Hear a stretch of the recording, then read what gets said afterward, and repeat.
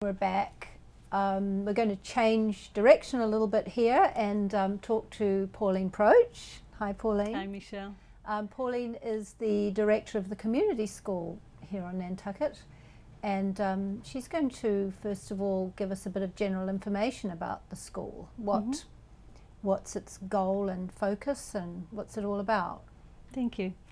The community school is housed within the public school building, and the concept came up, I believe, when they were looking to enlarge the high school building, and the superintendent at the time proposed putting a community school in within a high school so that the community could really be welcomed into the school building, and we could really use the building morning, noon and night. And so I think it's something that's over the years has sort of worked the kinks out of having the community come in after the school day is over. Right. And through the building of the high school, they also built the swimming pool, the community pool. Yeah. So the community school houses the pool as well as the community school, which is adult education. We do GED, we have a literacy program, and then we also run great programs, sort of basket weaving to arts and crafts to knitting. Right. We also have ESL classes, English as a second language.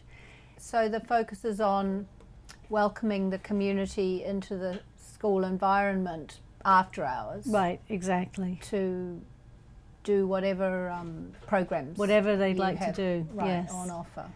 And we also, about 7 years ago, we also merged with an early childhood group, the Community Network for Children, which I actually happened to be a council member on at the time when my children were young.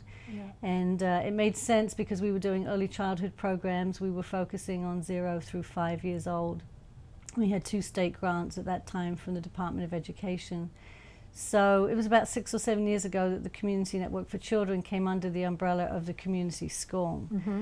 And so that's really allowed us to really sort of have some fun with our programming, because we really work from prenatal all the way through senior years in our programming. That's a lot. So senior years, you're meaning senior adult years? Senior adult years, yes. Yeah. Okay, so that's a really big age range to be range. catering for. It is. But fun, as you say. It is. It's great. And it's interesting, the great thing about being housed within the public school, we're part of the public school, we're public school employees, but we don't come out of the public school budget. And I think that that's sort of something that's been very confusing for many years, because we present to the school committee our budget every year, the same as the public school presents their budget, because being the adult education entity on the island, we have to have an educational board, if you will, to oversee our programming and fiscal concerns. And so the school committee is that board for us. Okay. So I do report to the superintendent. So I think many times people get confused and think that we are coming out of the school budget, but in fact we have a completely separate budget from the school. Is that a good thing? It is a good thing, because the public school, for number one, it's a fixed budget that the town always votes on each year, and then no monies can get paid into the school budget. It's a fixed budget, as I said, and ours is a revenue-based budget. We get about 20% of our budget comes from town appropriation. The other 80% of our budget comes from fees from programs that we've built. Okay. So so that can be a challenge if you think we have about a $1.2 million budget. So 80% of that is really just solely brought in on $50 or $100 checks from programs that we run. People paying for programs. For their fees for programs, yes. Yeah. So from a budgetary standpoint, it can be challenging to sort of figure out what your budget's going to look like next year. But I love the fact that we are part of the public school, because I see us being a good support for the public school and being able to do things to support the school that the school wouldn't be able to do, such as after-school programs housed within the school building, so that children can go to after-school programs if their parents are working, or even if they're not working but they would like to do something fun after school, and you don't have transportation issues, and children can stay until 5 o'clock there. That makes sense. And in a safe, fun environment. So it sounds like your job has a lot of different aspects to it. It does. What background do you come from that has helped you deal with all that? Apart from being a mother, of course. Of course, being a mother of two wonderful children. My training was in early childhood, and when I was in England. And then when I came over to America, I sort of dabbled around in different skills, and what I ended up doing for many years was in the restaurant business, which, believe it or not, has been a tremendous training for me, just on working with the public and being able, the organization, the managerial sides to it. And then I also got very involved in the Nantucket AIDS Network, and so the social service side of my love and passion sort of was able to come out for me, and in that capacity I was able to see a lot of families that were struggling. We're sort of a population of families that we don't tend to necessarily think even exist here on Nantucket, or we think it's a small population. And so when I moved to the school, after my children were born, and I started getting interested again in the children's program side of it, I worked at the Community Network for Children as the outreach coordinator. And that was a tremendous experience for me, because part of my duty was to work with the lower income families or hard to reach families and organize services and programs and support them in ways that would better their lives here on Nantucket, and try to keep as many families here as we could by finding avenues of support. And so really that has been a great training for me. And then when I stepped into this role as director, I already had the early childhood piece behind me, and I learned the budget, which was a learning curve for me. Yeah, it must have been. But we've got a great support group over at the school, and they work well with us. So it's nice to feel part of the team there, which I think is it's important. And the great thing is for us having the early childhood programs, we're often the first program or partner that a family will find. And so what I find is I'm still working with parents now who have children going into middle school because they've known me since they had youngsters. And so I it's think something that they as families can be involved in as their families grow up. And the parents too. Right, and we keep propping up wherever with after school programs, or they come in for adult classes, or so I think it's a nice smooth transition for families. It's great. Yeah. Now tell us, is there anything special going on this season that you haven't had before, or that people should We've got a couple of things. Right now we're in our summer series. We, for the first time, are putting more adult classes to see what the population's looking for, what our community is looking for. And this is our spring and summer brochure, which will be, you can find this at the Stop and Shop. We chose this, we do dog obedience. Joyce Jaskula does dog obedience, and it's amazing how popular these classes are. So we thought we'd highlight one of our little dogs puppies. here. There's probably lots of naughty dogs. So yes, so we keep them in check. Yeah, that sounds like fun. The other things that are running right now too is our sports camps. And we've got anywhere from football to basketball, lacrosse, soccer, gymnastics. You can also pick this up at the Stop and Shop. Okay. And then particular new program for me, this is our Camp Adventure, and we do preschool camps all the way through this year to 13-year-olds. We started a new program this summer. It's called the Discovery and Exploration Camp. And we developed it this year because we noticed around the age of 10 or 11-year-old children, they've been in our camp since preschool or kindergarten age. They do go to the Boys and Girls Club, or they'll come to our camp or do the other Mariah Mitchell Strong Wings programs, Murray Camp. But there's an age when they sort of feel that they've outgrown the camps. And I noticed, particularly for our program, we needed to design a different program for our students who were 10 years and above. And so it's a new program for us this year. And I've got to say, it's working out fabulously. We've got 14 children enrolled with 3 counselors. And they're having a blast. What are they doing? Well, they're doing a little bit of everything. We've got great partners in the community, and so we've been taking the students to different programs and having them experience a program for a day or an afternoon, which is wonderful.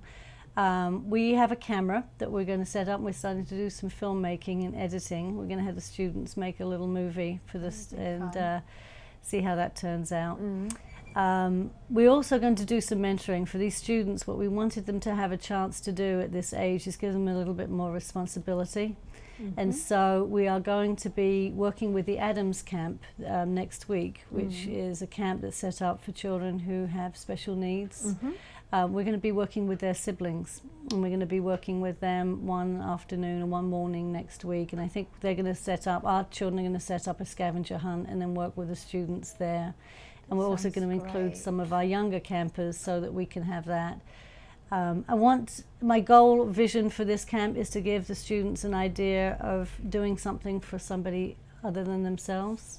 I think developmentally it's very much about them. And I think for all of our students, the challenges of school, with those put aside for them right now, it's a chance to have opportunity to feel good about doing something for others.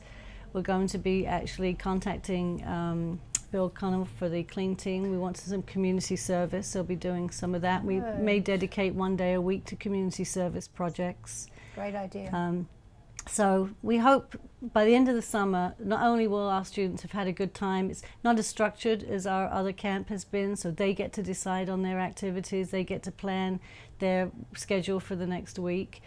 But I want to have, as I said before, an opportunity for them to feel good about helping others and knowing what that feels like. We know what it feels like as adults to do something, but I think it's important to give that feeling to our children so that they know how good it can feel. Yeah, and they can see that what the opportunities are out there to volunteer on different projects and support. Yeah, we have a couple of people that have offered for us to go through and see them in their work environment and talk about their careers.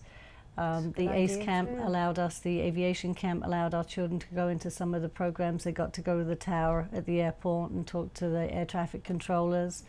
Alan Reinhold has offered for us to come and meet with him and talk about what it's like to be a ranger and what you'd need to study at school. So it's slightly different from the younger camp kids that are going off to a little bit more maturity to it and independence. They're taking the NERTA bus around town actually I thought of Gino because they took their video camera down last and they're doing sidewalk interviews, which we'll see how that turns out. But, that sounds great. But they're having a good time. Oh, that's good. Yeah. All right. So now you did mention one other thing that we were going to talk about was involving the community in strategic planning. We hope Tell us about that. I hope to put a planning group together this summer. I have a facilitator that's willing to come out here and work with us, and I would like to include the community because I think historically we've gone back and sort of put programs together that either have worked well and we've had numbers enrolled, or people have come to us and said, I'd like to teach this class, and we've put it together to see who enrolls. Right. We're in a unique position this fall and winter. We're hoping to have a new partnership and have a space downtown. We're working on the details right now, but we're hoping to have a space that will have daytime space. So that will really open the doors for us as far as classroom time and opportunities, and hopefully reach a whole new population of people who would like to come in. One of the drawbacks of being in the public school is that we can't do any daytime classes because the school's in session. Right. So if you have different premises, then you can. Right, we can have an annex downtown, which I think would be fun. Yeah. So I will be getting the information together soon and outreaching to community members. So anybody that's interested in participating, please let me know at the school. And this is sort of at planning stages right now. Okay. Yes, but we hope to get it completed for the summer, by the time summer is finished. So they can talk to you? They can give me a call. My number is 228-7285 and my extension at the school is 1162. Okay. They just need to ask for you. They'll get through. They'll get me. Is there anything on the internet or any websites? Yep, we have a website, anything? Michelle. Okay. Yep, it's nantucketcommunityschool.org. or nantucketcommunityschool.com. We have Okay. both. Okay. And we have actually, it's a fairly new website for us. It just came up this spring. Good idea. And it is great, and it also allows people to register online. And another new addition is credit card payments, which is really helpful. So they can do everything online. They can do everything online. That's great. Yes. And find out, are there updates Yes. on there about, you know, what's anything going that on? changes, if there's any room changes or if there's any new additions to programs, on the left-hand side of the screen on the home page is always our updates. And then there's the children's and adult sections that you can go into and access the programs running and see what's happening at the community schools. So that's been a great program for us to have. Thanks very much for coming on the show, Thanks, Pauline. Michelle. Bye now. Bye-bye.